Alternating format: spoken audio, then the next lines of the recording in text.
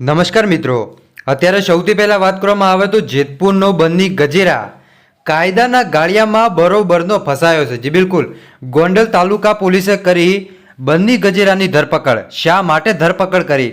કારણ કે તમને ખબર હશે કે થોડાક દિવસ પહેલાં જયરાજસિંહ હોય, ગણેશ ગોંડલ હોય કે અલ્પેશ ઢોલરિયા હોય, એમના વિશે અભદ્ર ટિપ્પણીઓ કરી અને જે જયરાજસિંહના વિરુદ્ધમાં જે જૂથ હતો એની પાસેથી રૂપિયા લઈ અને જયરાજસિંહ હોય, ગણેશ ગોંડલ હોય કે અલ્પેશ ઢોલરિયા હોય, એમને બદનામ કરવાનું કામ આ ભાઈ એટલે કે બન્ની ગજેરા કરી રહ્યા હતા. અને એને પોતે સ્વીકાર્યું પણ છે કે મેં બીજા જૂથ પાસેથી પૈસા લીધા હતા અને એને લઈને ગણેશ ગોંડલ હોય, જયરાજસિંહ જાડેજા હોય કે પછી અલ્પેશ ઢોલરિયા હોય, એમના વિશે અભદ્ર ટિપ્પણીઓને બેફામ વાણી વિલાસ કર્યો, જેના કારણે આ ગજેરાને બહુ મોંઘું પડ્યું.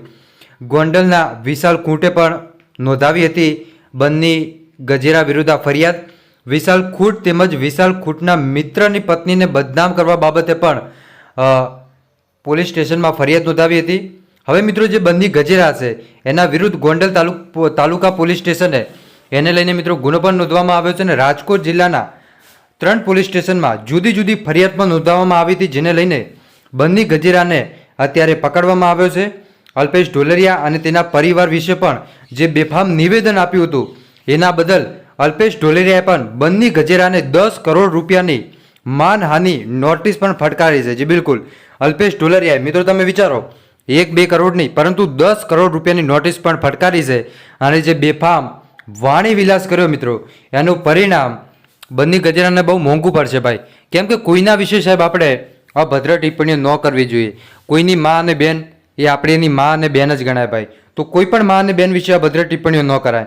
બીજી વાત કે નેતાઓ વિશે સાહેબ તમારે કાંઈ બોલાય નહીં, કેમ કે સાહેબ નેતાઓ પણ સારું કામ કરી રહ્યા છે, આપણે જાણીએ છીએ.